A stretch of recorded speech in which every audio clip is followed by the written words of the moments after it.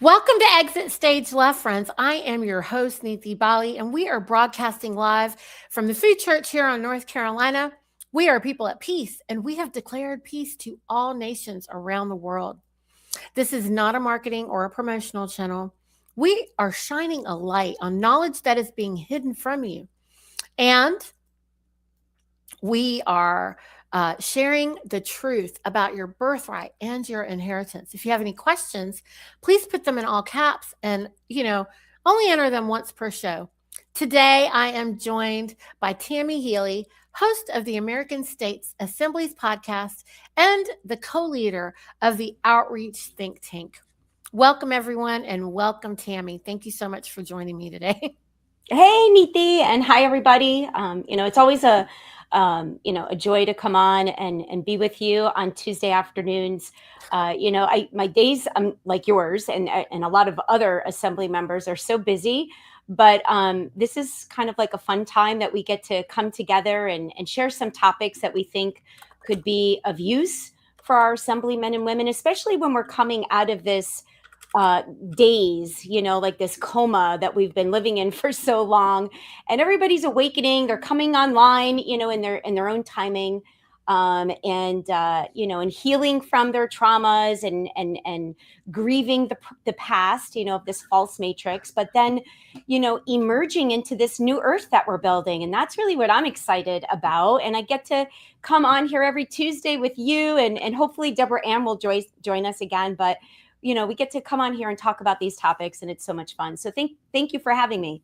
No, I appreciate it. I know that Deborah Ann's got a lot of projects going on. She and Louise, it would be cool to see either of them come back and join us whenever they have time.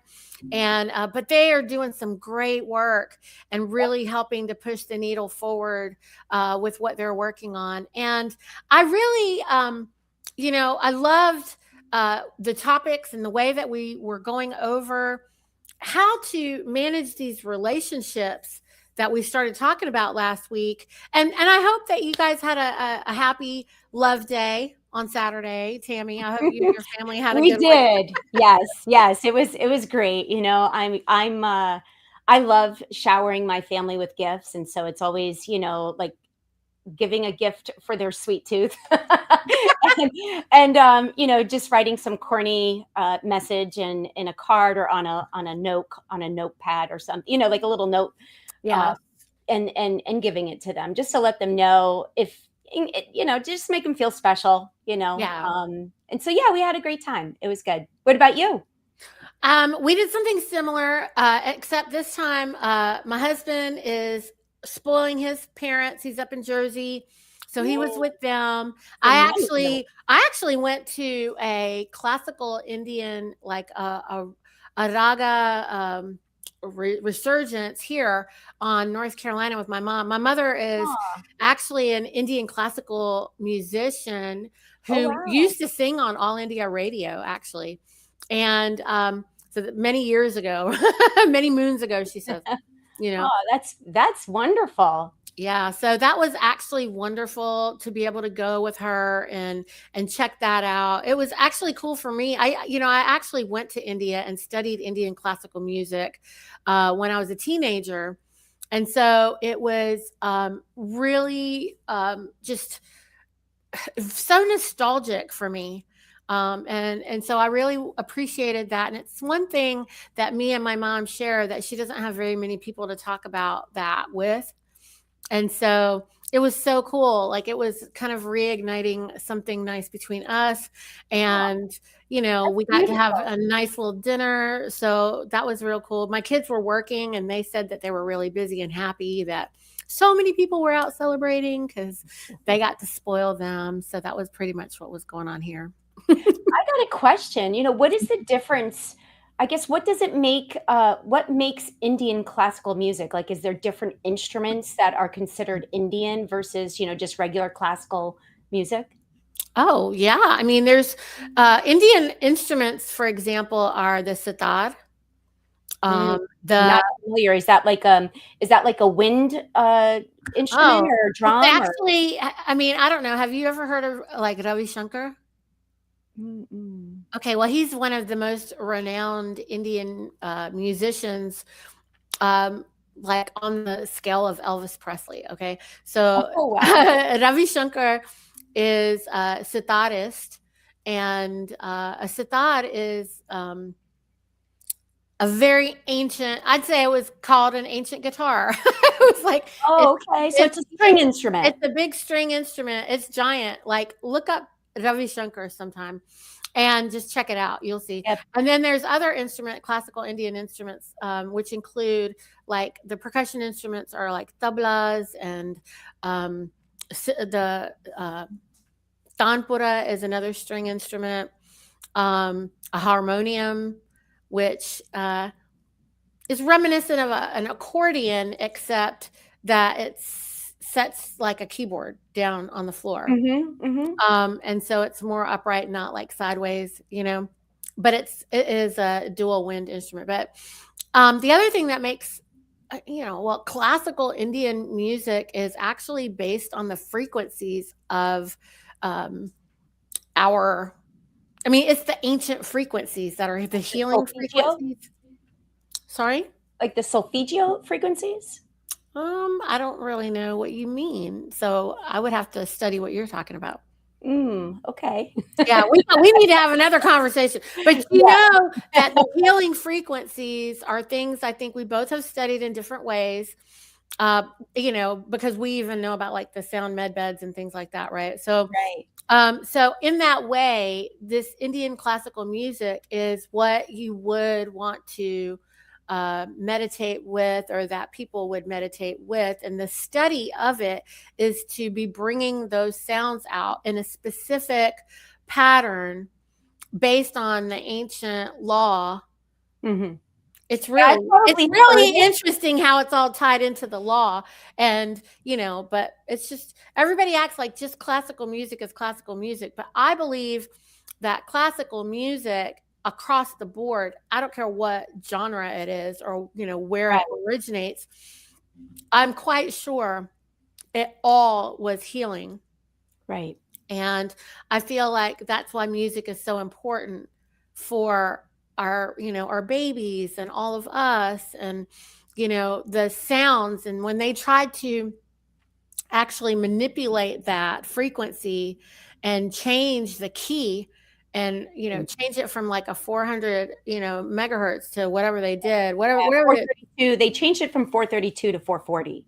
Right. I mean, and most people might not think that's a really big deal, but you know what? A half step is a big step. Well, if you think about it though, right? Mm-hmm. And I was just watching a video recently talking about the difference between the flower of life and the tree of life, right? And the difference between the life force symbols versus the Fibonacci sequence, right? And how you have these two parallel systems, and they're not so far off from each other. And isn't that the theme that we see across the board? Is that especially when we go back to like this de facto government, right? They kind of maybe say some of the similar things, but they're really not practicing exactly the way it was set up. That's why it's so hard for people to distinguish between what's true and what's false, because there's a lot of similarities, but significant differences. That reminds me of Revealing Truth from the End of All Evil book that Anna said to read. Mm-hmm. And in here for Revealing Truth, what you're saying, it says, for example, socialism teaches that people deserve to receive the benefits of working without actually working. Flipped upside down, socialism teaches that those who work must work not only for themselves, but for everyone else as well. Right. So, as with all authority, there is no choice, no opting out. Socialism reveals forced labor. And so it also discusses that with what price control, how that can be flipped upside down. Welfare is a good one, Tammy, because welfare, it says, it teaches that people deserve to receive the basic necessities of life without needing to work for them. And flipped upside down, it says It teaches that those unwilling to labor for their own benefit can extract it from you. So Right. welfare reveals forced labor. Then it talks about bureaucracy and taxation. But I mean, anyone who hasn't gotten this book and read it, I mean, this is a really great way. So the show that the video that we were outlining, this is a great thing to pair with that video, because in the video he's demonstrating how we can manage these relationships and think about them. And in this book, it is actually teaching you, hey, pay attention. This thing that they have normalized, you know, is evil. And Right.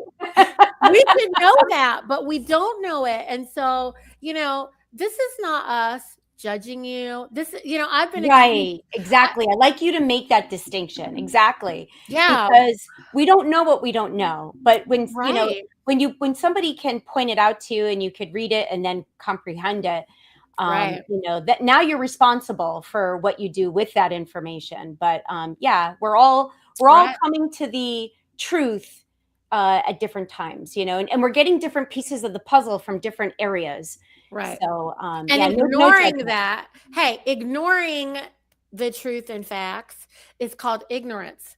It's Yes. not, If you're ignoring the truth, yes. right. Nescience means that you don't know and nobody expects you to know. For example, I don't know how to do open heart surgery, okay, friends?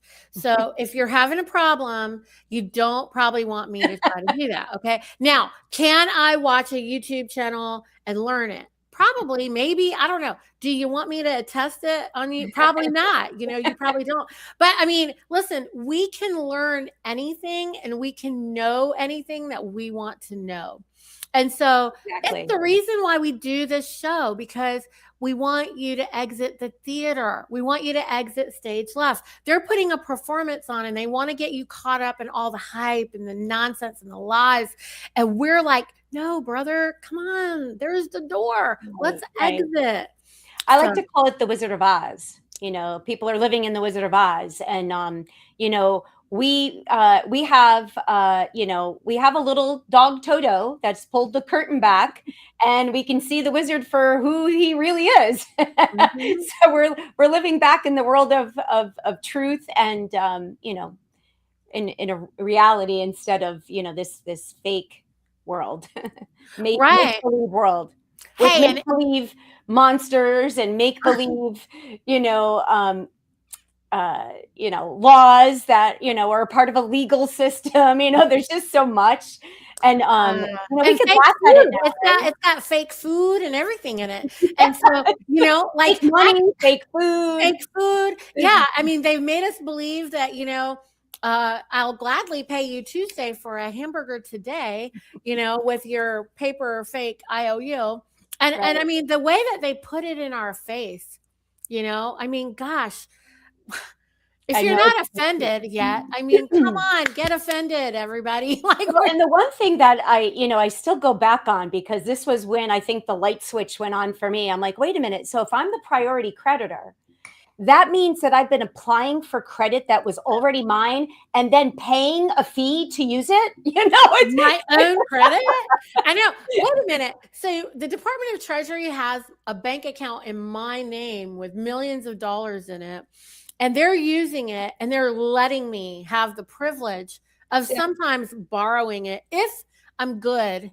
And if I match all of the things that they outline in here and let me know, like, what a trick. I mean, this is a bad, bad trick, but listen, we don't want to give any more power to that. What we want to give power exactly. towards is what we wish to see. And what we wish is to see everyone in their full power, which is the reason why we're kind of doing everything to outline this. I hope that this series, I hope if you watch the series from the beginning when Michelle and I first started it to however it's morphed into everything now, I hope it helps even one somebody like go, wait a minute. Oh my gosh. And they wake up and just go, and they want to start pulling at the sheath over their eyes and just like wanting to go, wait a minute, where am I? What is happening? And you know what? Another thing is that they can watch. I just was reminded this from my daughter because she was listening to us last week, and she said, "Mom, you know what? It sounds kind of like in Agents of Shield. Like one of the seasons of Agents of Shield, there was this whole thing where they were in this." Uh,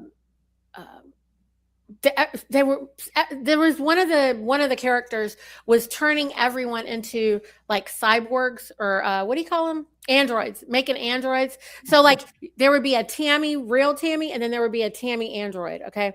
And so this is all happening, and they had all the real people plugged into these things that was maintaining the real Tammy, while Yeah, that it's like the was, Matrix. yeah, Yeah, it was movie The Matrix. controlling. Yeah, it's the same kind of thing. But they also have like two or three different realms, like fake worlds.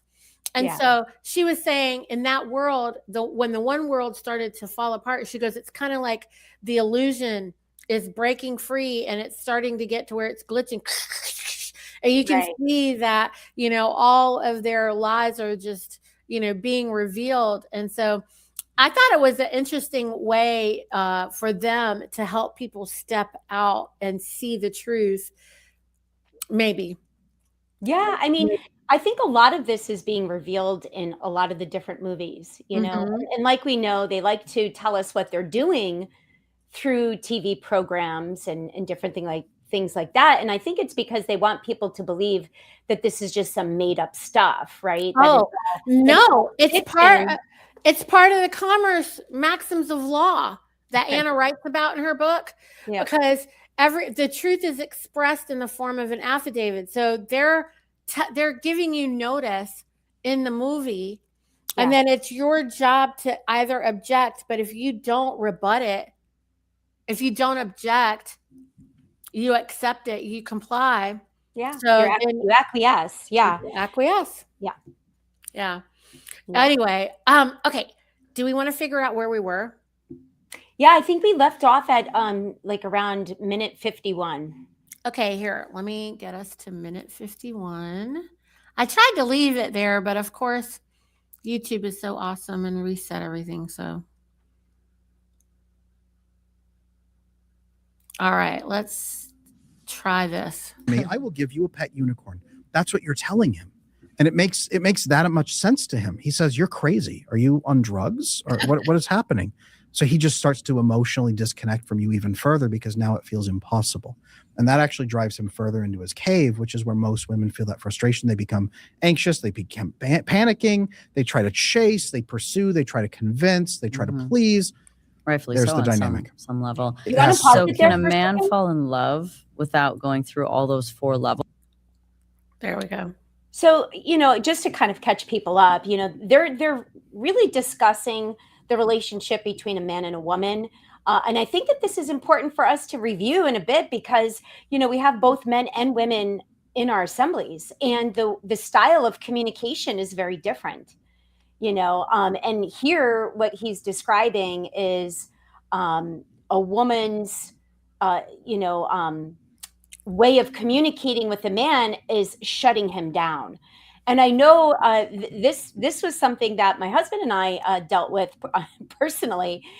Is that sometimes if I wanted to talk to him about an issue, I would go on and on and on and on and on. And I think by the time I got it all out, it was like I could just release it. I got it off my chest. I felt good. And he was like, what do I do with all of that? Like, I don't even know where to begin. Like you didn't pause. There was no break for me to say anything.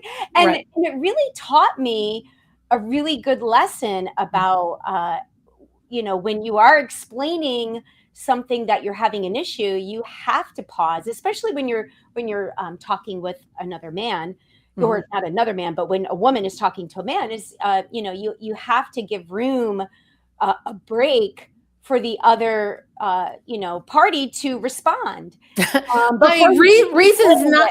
Yeah, well, hey, reasons not to allow things to fester. Okay, so like, I don't really. I mean, we've been married 24 years this year, and it's like you can't let things fester. So you have to decide. Okay, I need to talk to you, and like, I think he explains somewhere. I don't know if he did it already, but like, we do check-ins with each other. We discuss that we're on track, weekly. Like, how's it going? We might not say like, officially just like that, but just like every day we're just like, are we good? Everything good?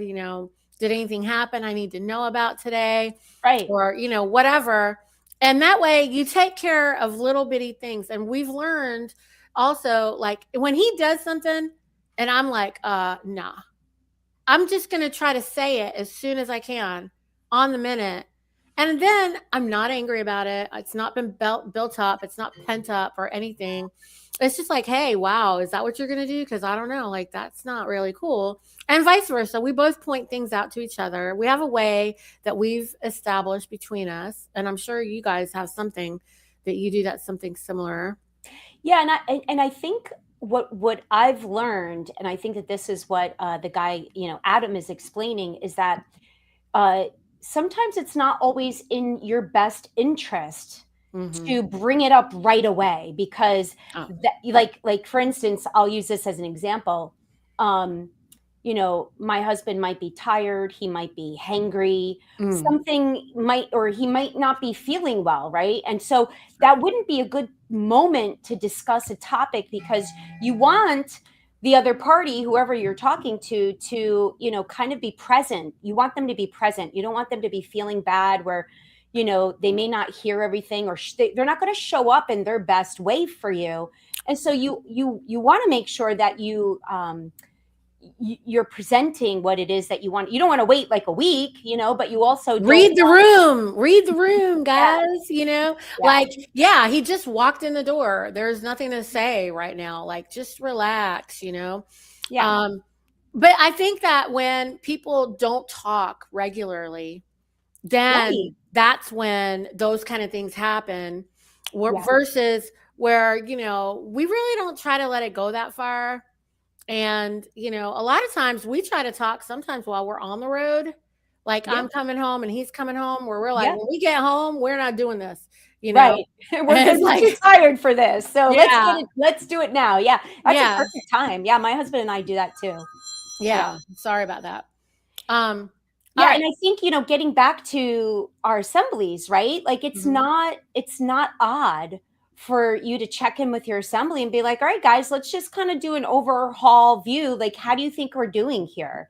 Where do you think we need to improve on?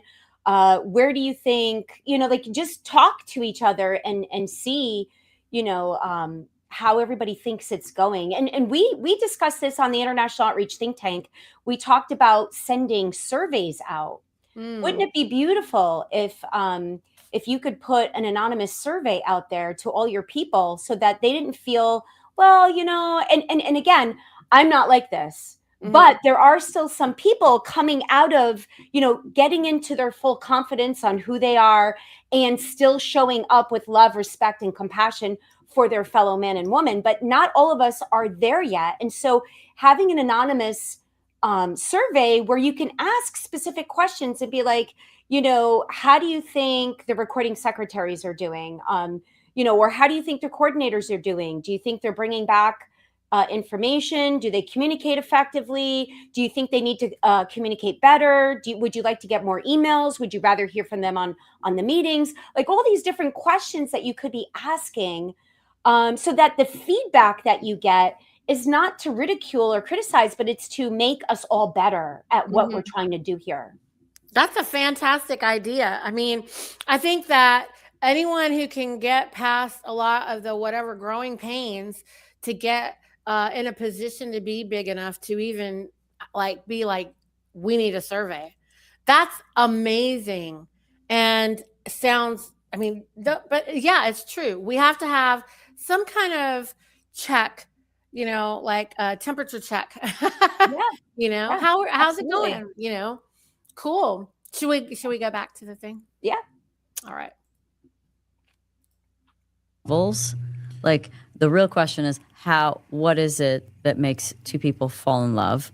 And then the question, because of what you just said, is that can a man be in love unless he's gone through those stages and found his way to provide in those ways? What is love?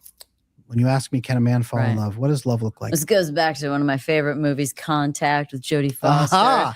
and Matthew McConaughey, Mhm. and it's like, did your dad love you? And Jodie Foster's like, yeah, of course. He says, prove it, because she's on the science side and he's on the spiritual, religious side of things. And you're right. Like, is there proof of love? There's no technical way to prove love, right? So, okay, then let's fix the word. Then what's... I will differ with that. There Okay. is a way. It's a framework. Okay. Love is two aspects. One is doing what is truly best for the other human without martyring yourself needlessly. Okay. You can't do either one. You have to do what's truly best for the other human being without needlessly martyring yourself, not erasing yourself, but what's truly best for them. Okay. Number one, that is the first most important aspect. But number two, to understand what is truly best for you, I have to actually relate to you as a human being and ask you questions. I have to understand you. We have to have a conversation. We have to negotiate properly.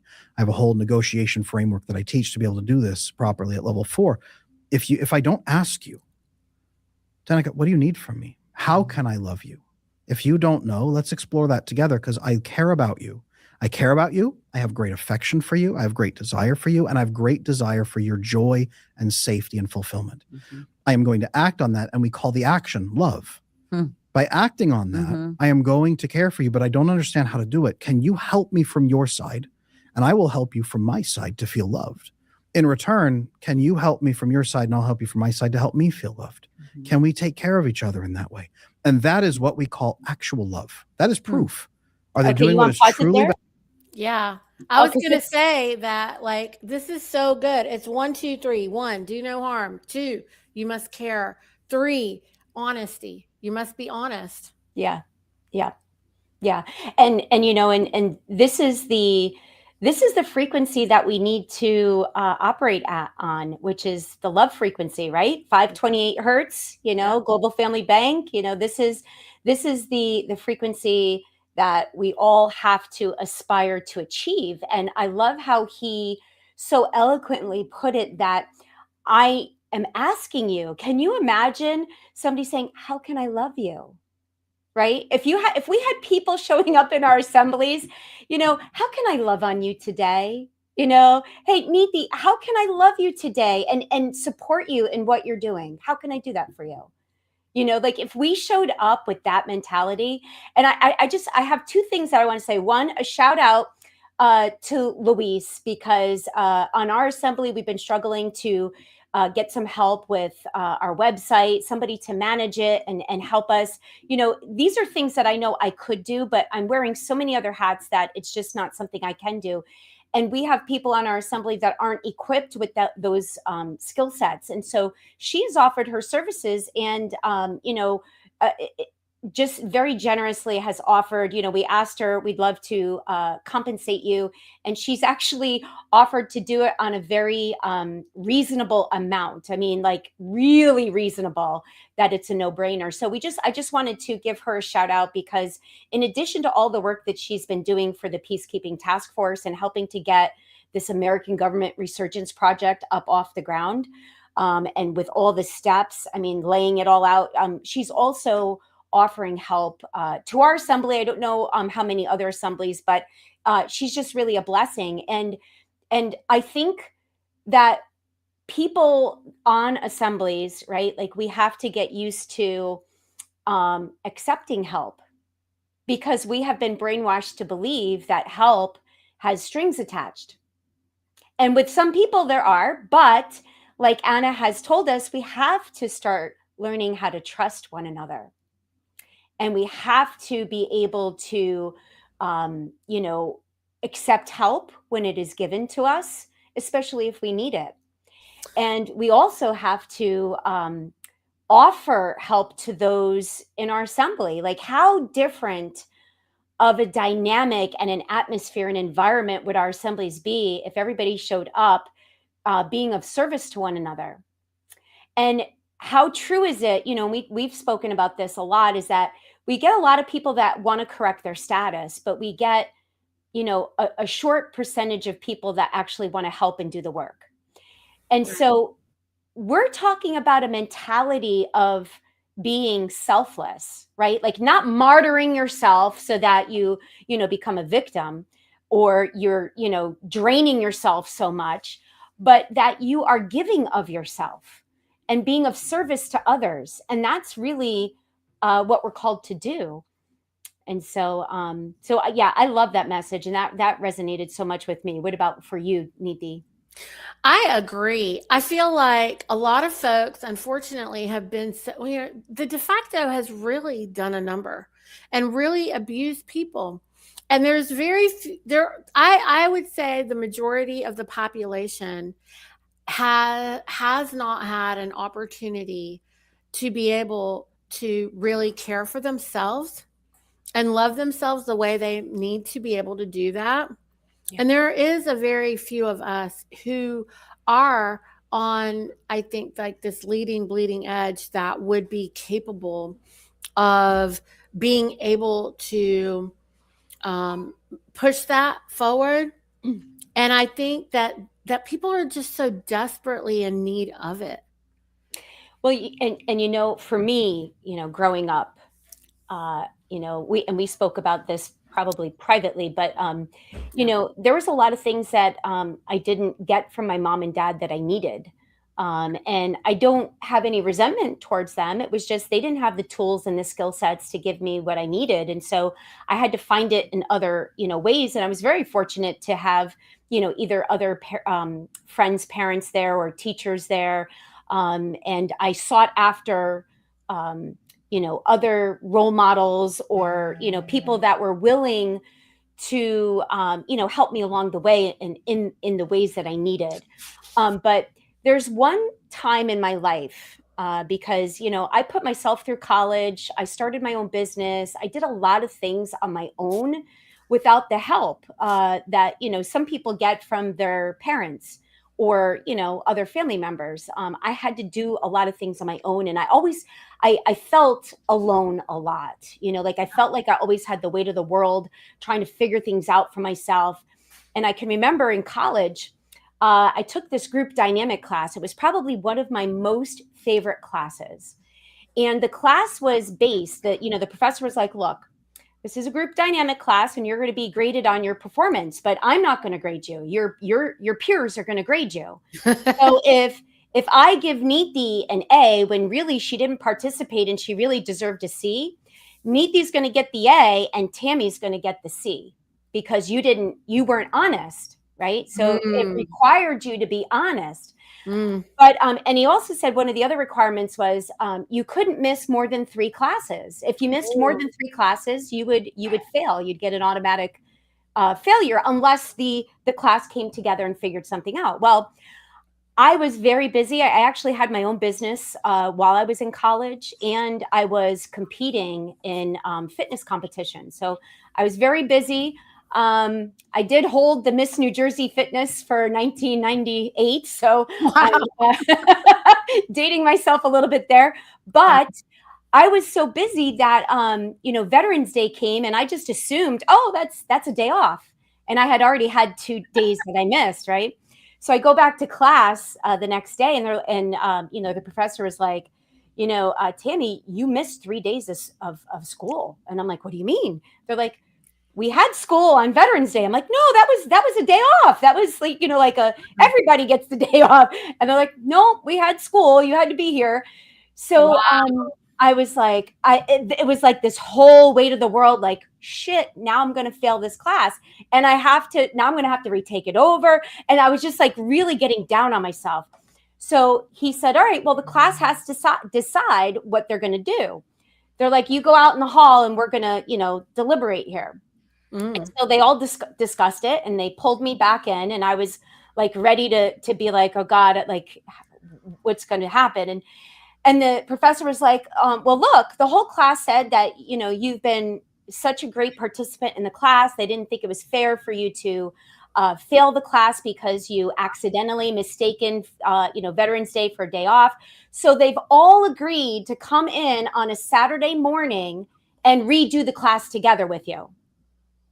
I mean, what a gift. That is real love. Yes. That is real love and care. That was like the one time in my life that I can really say complete strangers, people that I just saw a couple days a week for an hour and a half at a time, that we would talk in class, but there was no like interaction outside. They really showed up for me and gave me love, like unconditional love. And, and that was a gift that I cherished still to this day. And I mean, what a great story. My gosh. I mean, we can all learn so much from that. Thank you for sharing that, man. Yeah, it's like, you're welcome. I mean, this is what we're talking about, the all for one for all and all for one. That is the American way. I really think we need to make some t-shirts. The one for all and all for one, because it's not being said enough. And there, I know all the assemblies have different problems going on. Everybody's looking for the boogeyman to blame because that is the way that it's always been going, right? That they don't know anything else. Thank you. My son is amazing. He just made me a really nice cup of coffee. Way to go, son. Oh my God. Oh, so good. But anyway. Showing you love, Mama. He loves me. He's so good.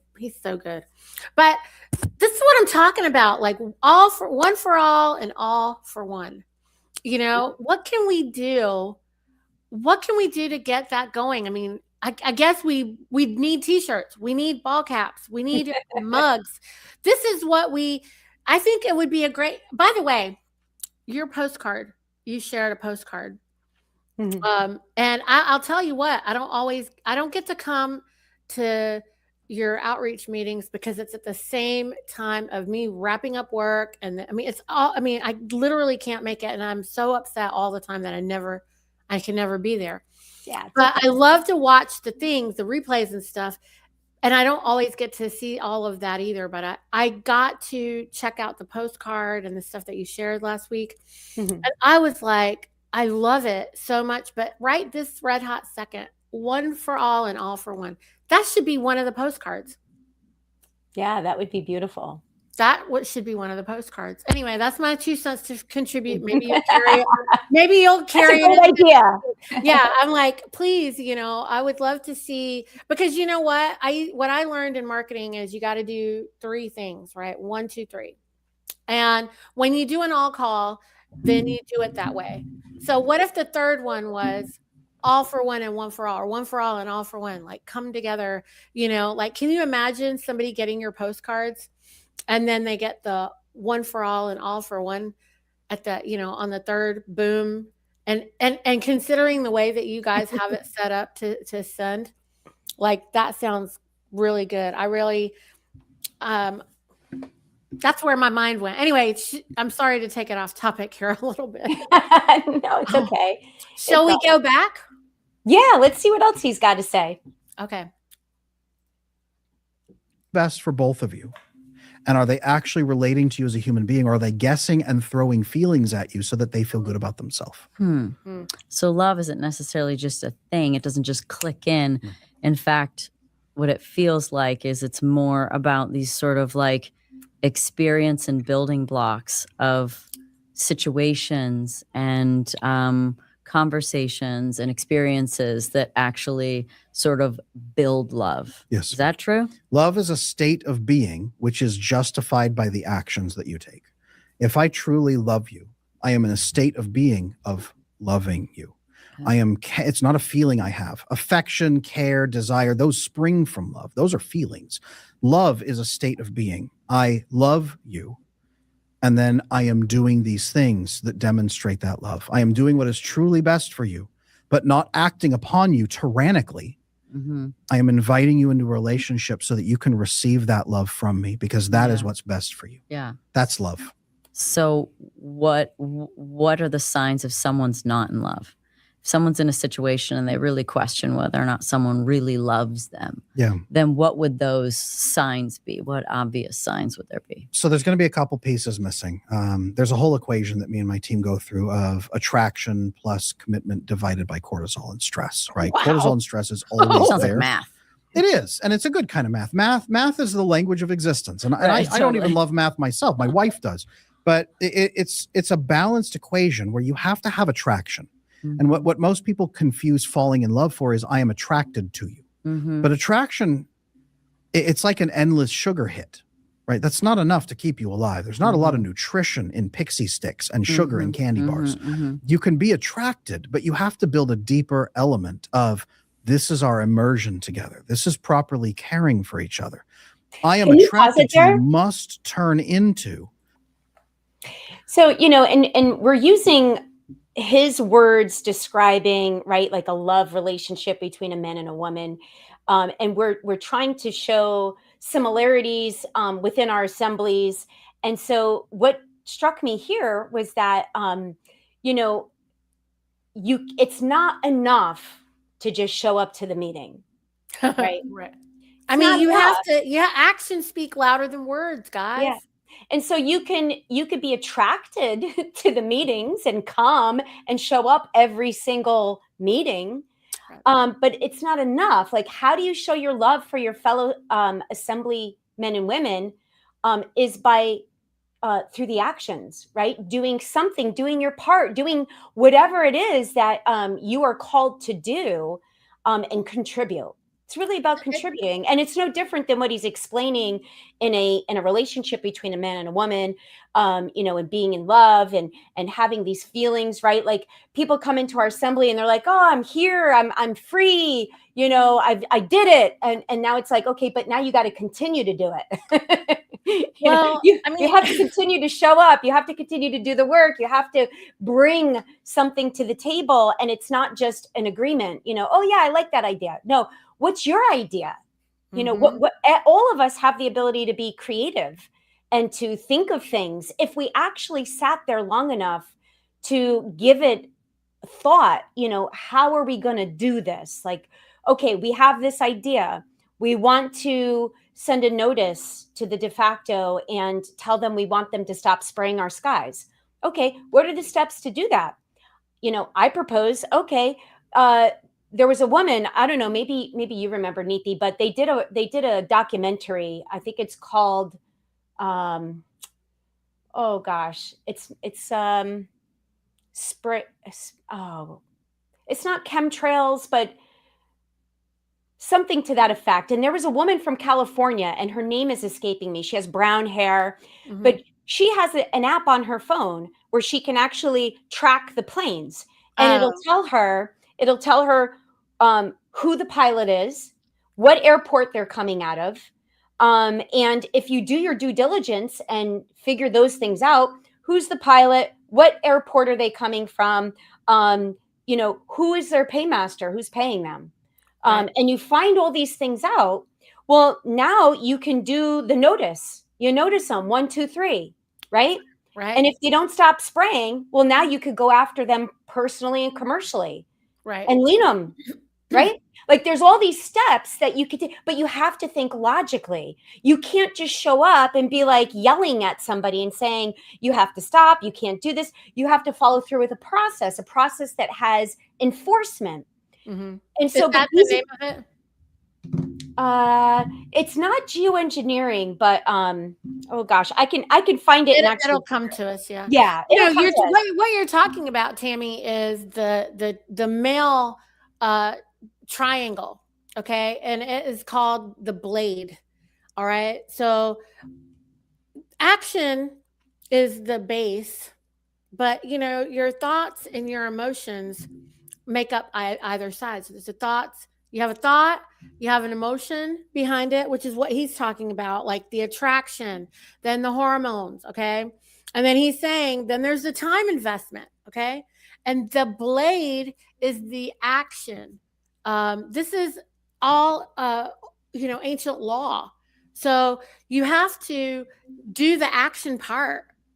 You can't just be thinking about it and just be feeling about it, because that is the corporatocracy training, is that you just keep thinking and feeling and thinking and feeling. And then you end up with this moral outrage, which is also nonsensical. Okay. Instead of the action behind it. So you have to actually take action to do something.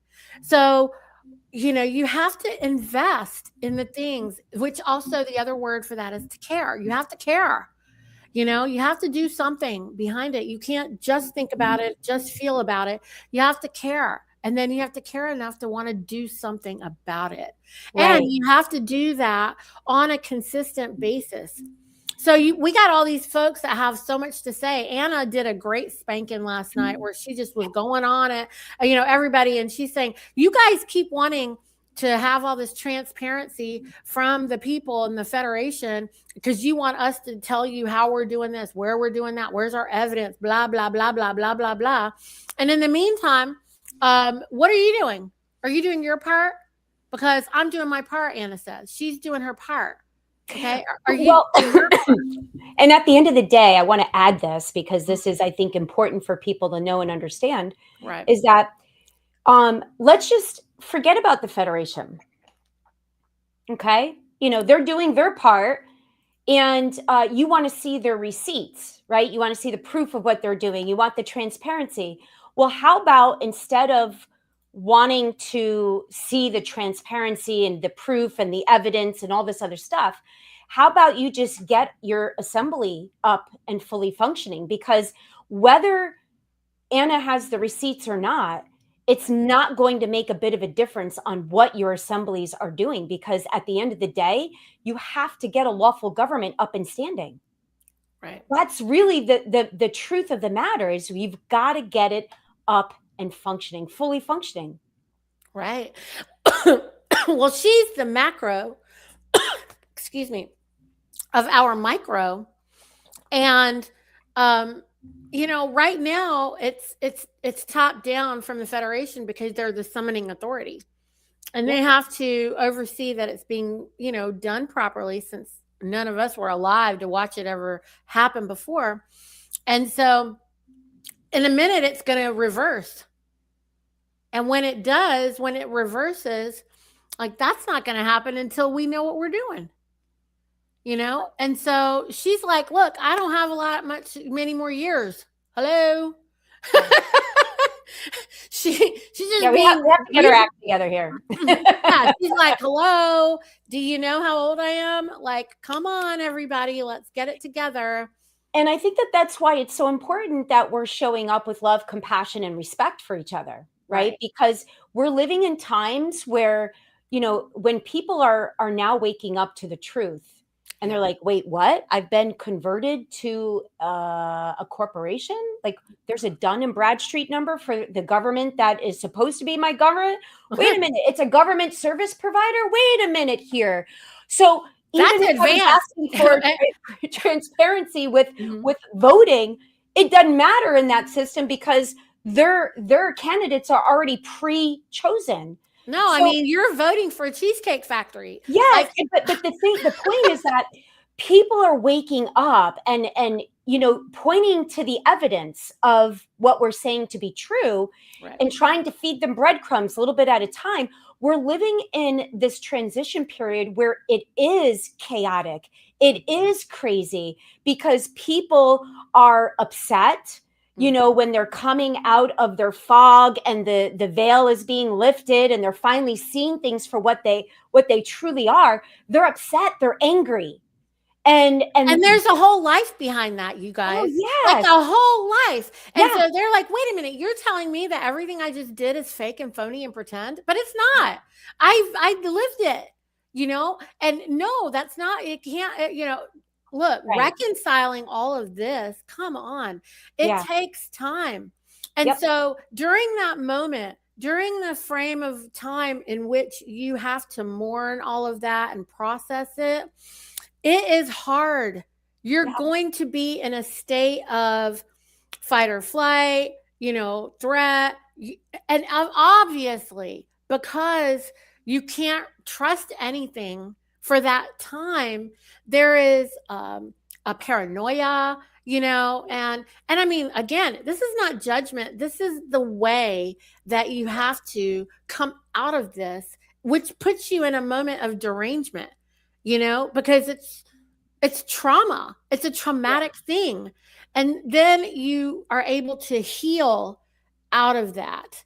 So, and I think too that's where the distrust comes from, right? When Anna was like, "Look, we gotta start trusting each other, and we've got to start building these relationships." I think that we are struggling in in that way Mhm. because we've been living an entire lifetime that we're just learning has been a lie. And so now it's like, oh, well, and that's, I always say this joke, but when a state national introduced me to this stuff and they're like, oh, here, read Anna von Reitz's book. And I'm like, well, who the hell is Anna von Reitz? And why the hell am I going to listen to her? How do I know she's not pulling my leg? And so I had to go and research other people's material and kind of get bits and pieces, you know, from other people before I came back and was like, oh yeah, like now I'm hearing what she's saying. Now I get it. Oh, okay. And so when you resonate with truth, it's easier to hear and see the truth. Right. But and then getting to a place where it's like, all right, like I got to get to work. Like there's a lot, like she's not kidding when she says we've got a big mop and bucket. Like we've got a lot of cleaning up to do. There's a huge mess and we're responsible for the cleanup. And what does that look like? Right. You know, like when there is all this chaos, we have to be the eye in the storm. We have to be, but we have to do it together, and Yeah. we have to get organized together. And Yeah. they're counting on us not doing that, and they've programmed us not to be able to work together. right. They did that on purpose. Yes. And to be suspicious of each other. Right. Yes. And I always say, you know, Stop paranoia. Yeah. Mhm. Well, and the thing is like for me with my assembly, I'm like, look, if you have a question, just ask me, you know, like, Right. more times out of none, I'm going to, you know, tell you what you need to hear. Right. Like, you know, Right. there are topics, in my personal life that are personal, you know, but as far as, you know, most things are concerned that, you know, are a concern of the assembly, you know, I'm an open book. Like, come look and see what I'm doing for the assembly. Like, I've got nothing to hide. Right. And so Ask, talk. yeah, ask, You know? come see. I invite people to my house and help me with That's how you know the ones that are interested in the truth versus not. A lot of people are like, well, how will I know who's telling the truth and who's not? Well, the ones that are not really telling the truth are going to be politicking you, but they're not going to actually come and hear what you have to say. And they're also going to be villainizing people. Oh yeah, we've And- seen that, right? And Right. and you've experienced it where if there's a conflict Mhm. and one party is willing to come to the table to talk and the other is not. Right. One talks about coming to the table, but doesn't show up ever. Yes. Just Yes. talks about it because they're like, oh, Yes. we got to talk about it. But then they don't ever show up. Right. Because they don't think you're going to show up. And Yeah. they can't actually have you show up because if you did show up, then the jig would be up. Right. You know, so they won't actually show up. The people, the way that you know who it is, that's the manipulators, they won't show up, not for the real talk. They're only going to show up for the theater. Right. They're only going to show up when they can put on a show. They're Yeah. not going to show up when it's real. Yeah. And so that's how you know. Is it real or is it not? Are they Yeah. going to show up or are they not? Do they have the receipts or do they not? Are they full of talk? You know? Yes. And I think that I think is the number one thing for us to recognize when somebody is not operating in truth and honor, because if they're not willing to come to the table in front of everybody and discuss matters that concern the entire assembly, and they just want to either talk behind the scenes or they want to come and put on this whole big show and they don't really talk about the matter at hand. You know, so do they do that on your GA? No, we haven't had anything like that in a very long time. But would Very, you very long. allow that on your GA? Well, give me an example of what specifically would we allow and not allow. Well, personal grievances we don't allow on our GA. Oh, no. Mm-mm. You're expected to talk woman to woman, you know, and I always say, hey, I don't take anything personal. You got something, and I've had a few people say to me, you know, I didn't really appreciate what you said. I said, okay, let's talk about it. And Right. we talked about it over the phone. And I said, well, hey, I didn't really mean it that way. Here's how I meant it. And we went back and forth. And at the end of the call, we were all buddy-buddy, lovey-dovey, and everything was settled. And we didn't have any issues. And that's really how it's supposed to go down. If they talk. Yeah. Well, and that's the whole point. Right. If they want peace and they want unity and they want cohesiveness, then they're going to come to the man or woman and they're going to talk. But if they want to create chaos, or if they want to create strife and issues, then they're not going to show up. They're not going to come. They're going to make all these excuses of why they can't. Right. Or they just won't do it. They have to come to you. Don't go to everybody else. Come to me. And if you don't come to me, I also don't need to come to you. You have to provide evidence of my guilt because I'm innocent. And Susie can't answer for Niti if you had the issue with Niti and what Niti said, right? So and that's what Anna means by gossiping, right? Because now you're going to Susie and you're complaining to Susie about what Niti did instead of just going to Niti herself and saying, hey, you know what, Niti, I really felt like this when you said that. Did you really mean it that way? And then just have a discussion about it. Right. And also you can't just say, I am uncomfortable. I am scared. I am this and that. You know what Anna says? She goes, if you don't have, you can't say that you're afraid to talk to somebody about the truth. Okay. Yeah. Like, we're all adults. Anna's going to say, put on your big girl panties and you better have some courage, because if you don't have any courage, what are we doing here? Yeah. And I think too, what I've noticed with somebody on my assembly specifically that's coming to mind, what I gathered was that, and I see this with a few other people, is that they've lived their whole lives where giving their opinion or talking about their feelings was a bad thing. They got punished for it, right? And so they've learned to keep their feelings or their opinions to themselves and not say anything. But then there's this passive aggressiveness, right? Well, they hurt my feelings. So instead of talking to them about it, I'm just not going to show up. I'm not going to answer emails. I'm not going to come to meetings. I'm just not going to get involved. Well, and I'm that's taking my ball and going home. Yeah, and that's a passive aggressive way that doesn't solve problems. And so, but what the person on the other end has to create a safe environment. Well, okay, tell me how you were feeling. Or for me, I ended up calling somebody that wasn't showing up to our meetings and being like, hey, I haven't seen you. It's not like you. Like, what's going on? And then after a few minutes of talking to them, the truth came out. And it was like, oh, okay, so let's talk about that. Right. Oh, I'm sorry. Like, I didn't mean it that way. And I'm sorry that you took it that way. And I love you. Like, I adore you. I think the world of you. I would never want to hurt you that way. And you make amends, right? Like, that's right. But they have to allow that too. I have to allow you the opportunity to receive that. And so, it's a two-way street, guys. But yeah, it's a back and forth for sure. Should we go back to the thing? Sure. Yeah. Okay. I ask you how to care for you, and then I diligently do it. And I diligently follow up and ask, are we still taking care of each other?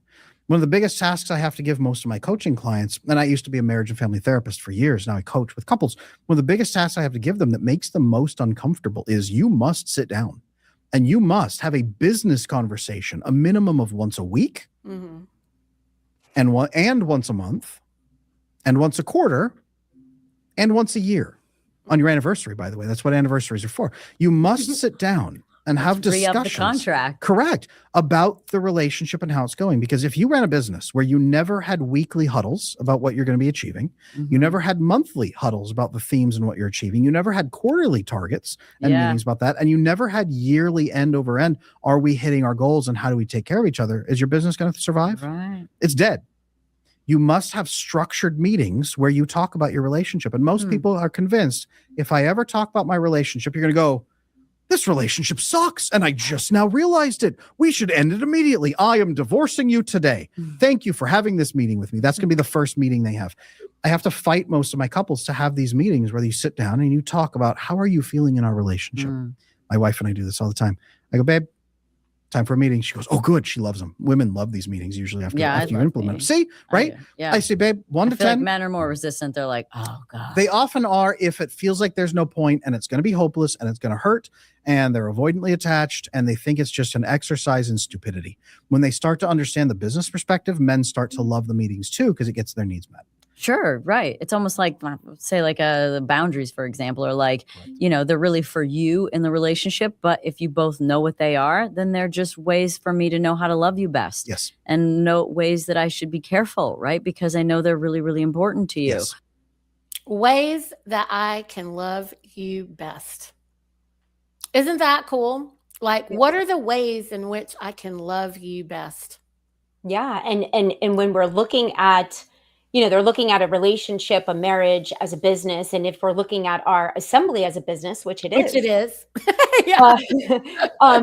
Then we have to come together and figure out, how are we supporting this business together, and where's the give and take? Like, what are you giving? What are you receiving? And the check-ins, right? How's this all going? How's this working for everybody? I am a huge proponent, and I know that there's a few other of us who would love to get a round table together with all the business entities within the Federation. So like 2 representatives from each of our state assemblies, whether it's the Marshal at Arms, a coordinator, the chairman, whatever. The members of the Federation, whether that's just Anna or other members, the Global Family Bank, the Continental Marshals, the Peacekeeping Task Force. I'd love to get a business meeting together with all these entities and get on the same page so that we can see who is the head of the Continental Marshals, who is the executive for the Peacekeeping Task Force, and how are we in unison working together and supporting each other.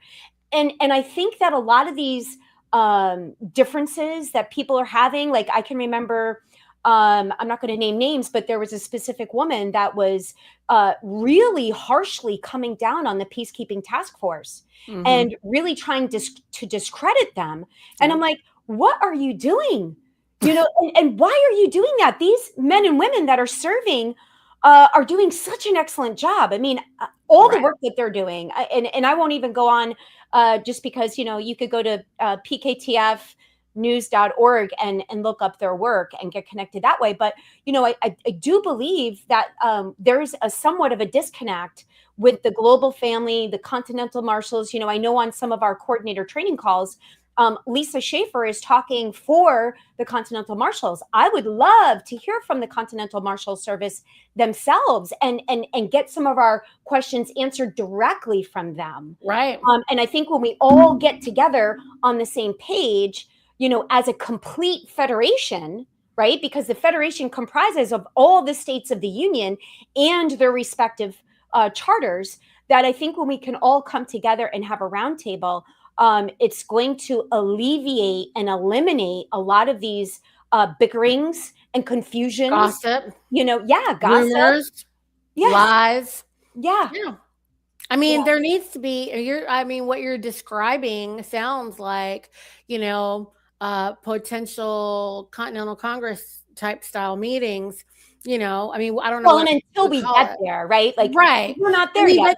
But there needs to be some sort of some diplomatic practice. Yeah. On the way to all of that. Of course. Yeah. I think it would be beautiful to see that. It would. And I think we're getting closer, hopefully, to doing that. Hopefully. Yeah. I think that would be a good idea. Okay.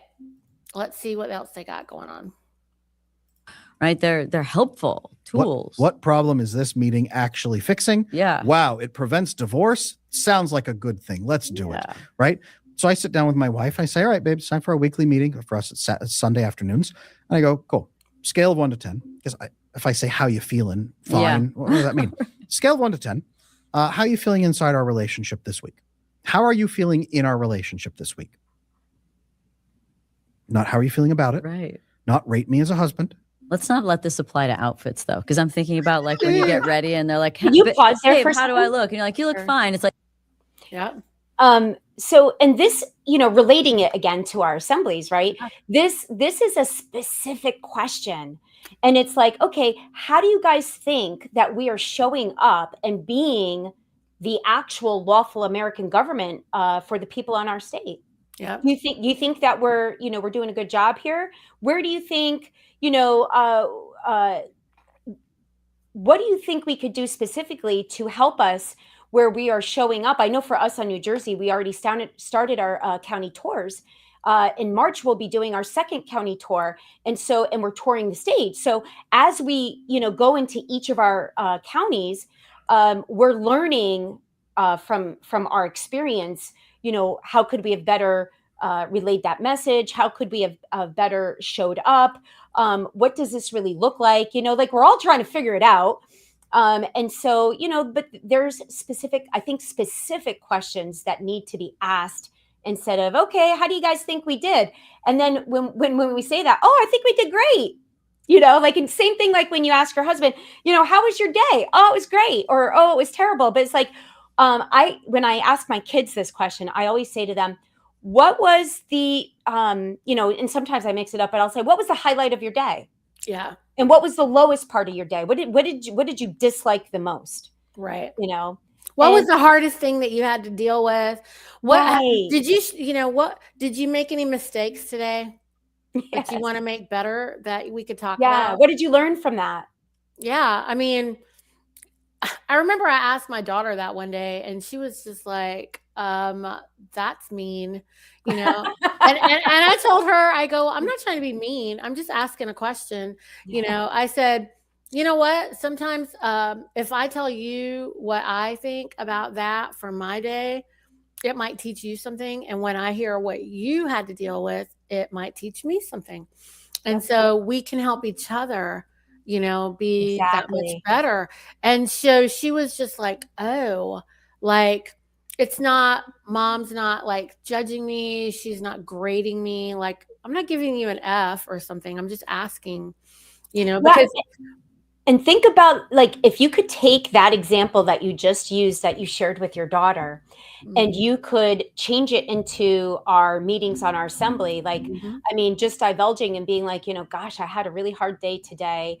I was going back and forth with a guy that was looking to correct his status. And, it was just, I felt like I didn't have the right answers he was looking for. And here's what I was dealing with. You guys think you can help me with this? Like, how do you think maybe somebody else has a better way of explaining it? Like being just authentic and genuine with the challenges that we're facing. Because, let's just be real.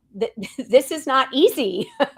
And that's a reason why they call it the path less traveled, for a reason. Right. I mean, also, can you imagine us doing that conversation with all the people on the assembly? Because look, somebody else there might connect with that man or woman so much more powerfully. And why shouldn't we make every effort for as many people to be able to reach out and be like, I heard that you were asking this question. What if you join us for like a little mini coffee? We can talk together, even if you do it on Zoom. Yeah. Everybody can get together and they can hear and ask some questions of 5 people instead of 1.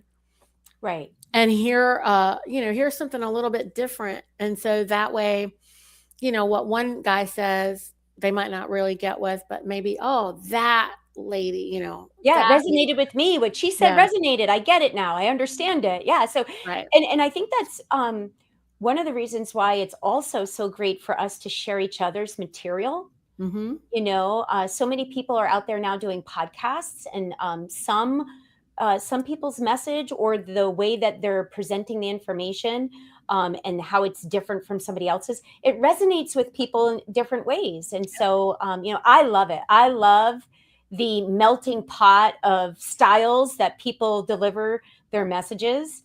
Yeah. And so, I love supporting people's work. And hey, that tapestry is what we're here for. Yep. And it is that is the thing that's so beautiful about America, is it is the melting pot. Yeah. And you know what I think about Niti, and I'd like to just also give a shout out to you, your past Thursday podcast that you did with Chad Morgan on Idaho. You know, I interviewed their assembly, gosh, it was 2 years ago. I can't believe I was looking at the time because I'm like, when did I interview their state assembly? But I got the pleasure of meeting Morgan and his beautiful wife, Jamie, and their co-coordinator, Hudson Roberts, 2 years ago. And I remember when I interviewed Chad, because he shared with us that he was a plumber and that he converted his business back to the land. And we kind of had a discussion about it. I loved how you guys got a little bit deeper. And I love that you are going to be bringing tradesmen onto your podcast on Thursdays, because I feel like that is going to be a huge topic that people are going to want to know about.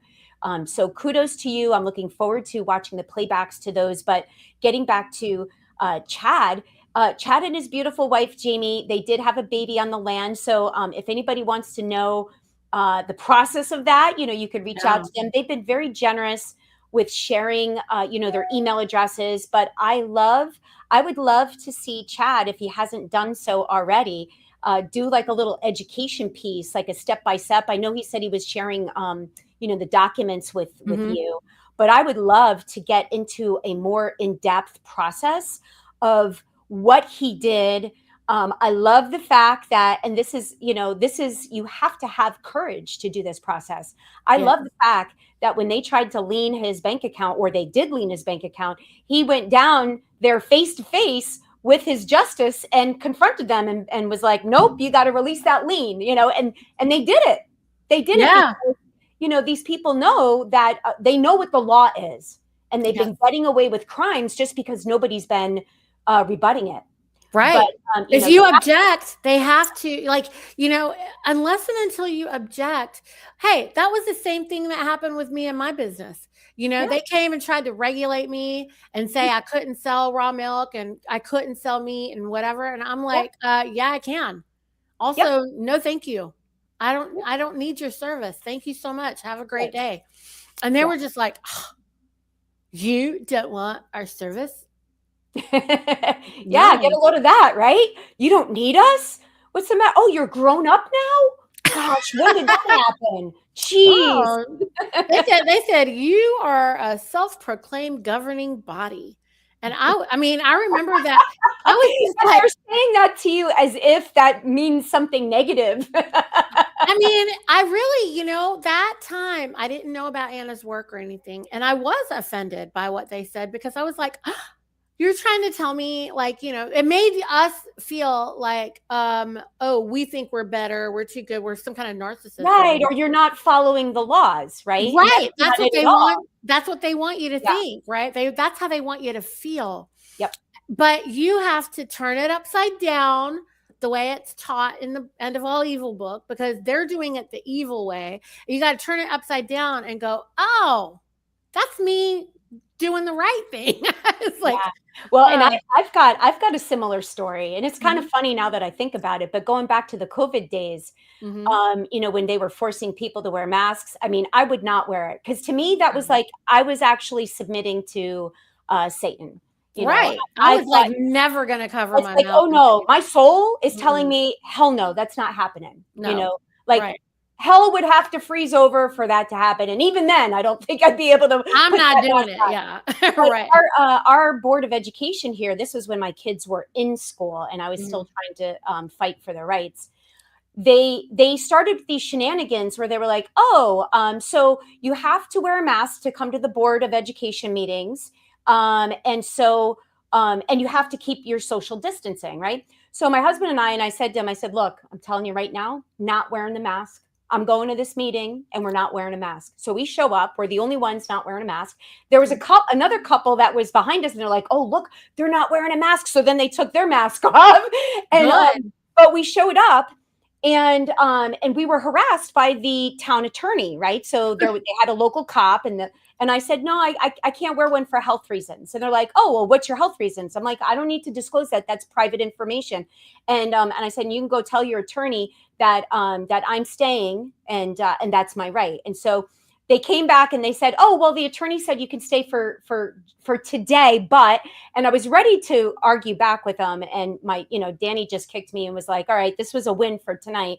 But then what they did was the following meeting. Now they were offering these meetings also Zoom. So the people that didn't want to come and deal with the bullshit and have to, fight and whatever, they were going to stay home and watch the meeting Zoom. Yes. And they could communicate online, right? And say what they wanted to say online. Well, this coming meeting, they were like, oh no, we're not offering it Zoom anymore. We're only offering it face to face, and you have to wear a mask. So I called up the police station and I said, I'd just like to let you guys know that, the school board is trying to impose a mandate that's not lawful. And I said, and I just want to let you guys know that I'll be showing up to this Board of Education meeting and I'm not wearing a mask. And they said, oh, well, you have to wear the mask because it's the rules. I said, no, I don't. I don't have to do anything because it's unconstitutional. This was before I knew about Anna. Right. I said, it's unconstitutional. I live in America. It's a free world. There's no way that anybody's going to force me to do something against my will. And I can't wear the mask for health reasons. And they're like, well, what's the health reason? I'm like, that's not something I have to disclose. I said, that's my private information. I said, and I'm just letting you know. We went back and forth. I went back and forth with this cop for quite a while. And I said, look, we're not getting anywhere here. I said, but I'm telling you right now, just so you can expect me there, I'm going to show up without the mask. I said, and, I'm expecting you to protect my rights as a law enforcement officer on my town. And I hung up. Well, lo and behold, a whole message went out from the president of the board saying that they were moving the meeting outside. So whatever, they moved it outside because they knew that they could not force me to wear that mask lawfully and legally. Right. They could not force me, but they didn't want anybody else to see that I was allowed in there because that would have messed up with their whole lies and nonsense. But mandates are only suggestions anyway. Yes. And the problem is people don't know what language means. They don't know the definition of words. Right. So, it's a language problem. Anyway, I'd like to see them try that crap again. I think it's going to be, I'm just really, I don't know how many of you are really paying attention at the big moves Anna's making on the way to tax day, because there ain't going to be a tax day by the time she gets there. Not with all the lies that she's revealing with the silver certificates and all this other crap. And anybody who allows it to continue afterwards, you know what? I think people just are. I have the attitude of you get what you deserve at this point. I don't know why you think that you don't realize how you're responsible for allowing whatever it is. That's like nothing's happening to you. Everything's happening for you. So watch your mouth, and be real careful about how it is that you walk. Yeah, that's the self-governing part is knowing the truth and not ignoring it. If you ignore the truth, then, operating in ignorance is not an excuse, and the universe doesn't care. Right. These are not laws that man is enforcing. These are laws the universe is enforcing, and you will continue to suffer needlessly if you allow it. That's the reason why some people are, I don't know why he can do what he wants to and I can't do what I want to. Well, it's called not allowing someone to to abuse you. Yeah. Well, you have to be your own self-advocate, right? Right. You have to advocate for yourself. You've got to speak that's up the first lesson that anyone should learn is that is a skill that all your babies should learn. Most people don't teach their babies to be advocates for themselves because they're just supposed to do as they're told. I didn't do that. My kids are really hard to control because they know how to advocate for themselves. Well, I told my kids, and we've got a little bit of a different scenario here because we wanted to teach our kids to respect their elders, right? But we also simultaneously told them that you are not to do something that goes against what you know morally to be true for you, right? Like, Right. thou shalt not kill, steal, lie, cheat, all of these things. These are God's laws. Yes. Right. And so when an adult is asking you to go against those things, And it is your adulterate you. duty. It is your duty Right. to not comply. It's Right. your duty to stand up for yourself and to rebut it and Mhm. to point out that this goes against morality. It's not moral. So People don't know what morality means, Tammy. Morality is truth, and immorality is lies. yeah, And there is no walking the line with that, okay? Because when you're walking the line, you're lying. That's why Anna keeps saying you have to be honest, yeah. because Stop lying. Even morality Google it. is truth. Well, It's not your truth and my truth, because people, they want you to believe that perspective is you know, more moral, is morality, or perspective is truth. No, the truth is objective. Whether you see the flagpole from the front or the left or the right, yeah, it looks different from all the different sides, okay? But it's still the same flagpole. You got to go walk around it to see it all the different ways, okay? That's not my truth and your truth. It's my perspective, my view of the pole doesn't make it not be the whole flagpole that's Right. there, okay?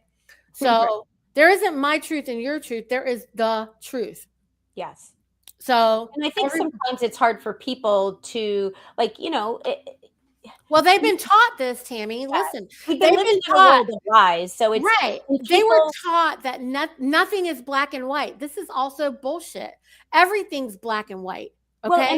and I think too, one last thing before we've got, I know I've got to get off here. Oh, We've been going for quite a while now. no, that's an But hour and 20 minutes. what I would like to end on is that Mhm.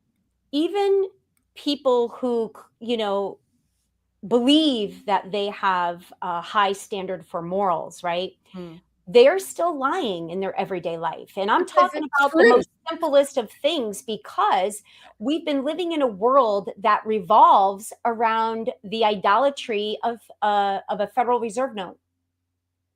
And so people will steal, cheat, lie, manipulate to get more of those paper Federal Reserve notes so that they could, quote unquote, live a better life, even if it means to lie, steal, cheat, manipulate, and go against their moral beliefs. But some people are living in this huge uh, uh, false reality where they believe that because they are lying and stealing and cheating and manipulating to get that Federal Reserve note so that they could support their family, and they're doing good things with the money, they believe that the things that they had to do to get that money justify it, right? It justifies the means. So we have to get out of that way of thinking and get back to, like what you said, the end of all evil, where we're living with truth, where we're living with love, compassion, honesty, integrity, character, courage, all of these things we have to get back to. And that in every single bit of scripture, no matter what book you're reading, whether it's the Bible, all the other different scriptures that are out there, these things are pretty universal. Yeah. Well, I mean, let's just say it again, okay? Morality is not relative. It is objective. There is an objective truth. Mhm. And it is only the truth. Your moral beliefs are probably built on false beliefs, which are lies, because you've never been told the truth about most anything. So, the first thing, what are beliefs? Beliefs are just thoughts you keep thinking. So, guess what? You can just think new thoughts, and Yep. then you can And get change new your belief beliefs. system. And that's what we have to do. You have to stop lying. You have to start remembering. This is the great remembrance. You Yep. have to remember who you are and where you're from. You have to remember that we are all from the same creator. And then we have to choose. Are you choosing creator or God as your king? Or are you going to choose man as your king? Well, I don't choose man as my king. Nope. That's simple. Yep. And then you have to decide what you want to do, and your free will choice must be honored. And so when you choose man as your king, you are going to stand under him. That's right. So just be careful what choice you make. Mm-hmm. Right? Because you're going to live with it. I think that's a great place to stop, Tammy. And thank you so much. And I'm sorry I lost track of time. I was so involved in what we were saying. And anyway, hey friends, thank you for joining us. Thank you for participating with us. And I look forward to seeing everyone here again next Tuesday. And this Thursday, I'm hoping so I have some folks that are lined up, but these are working men. Right. And right. A lot of things are coming up at the last second. So I'm hoping that it all works out fine. And I know that they're really working very hard to make sure that it does. So beautiful. I look forward to seeing that podcast. Thank you, Tammy, so much. I appreciate everything that you're doing with us here and, for joining me on Tuesdays. It's fun to meet up with you on Tuesdays and to see everybody. I've been reading all of the comments. So thank you, everybody, for commenting in the section, and just love everybody. And, keep on growing our assemblies, keep bringing our men and women back home to the land and soil, to the land of the living.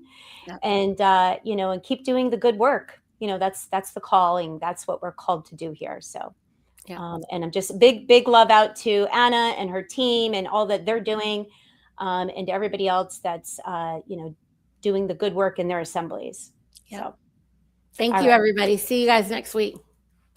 See you next week, guys.